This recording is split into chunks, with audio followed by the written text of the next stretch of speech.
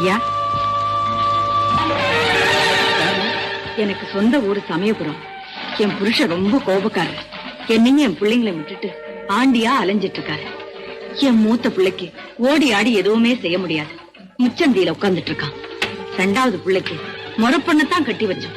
அவன் என்னடான்னு அவளை விட்டுட்டு ஒரு குரத்தையோட மலைக்கு மலை சுத்திட்டு இருக்கான்.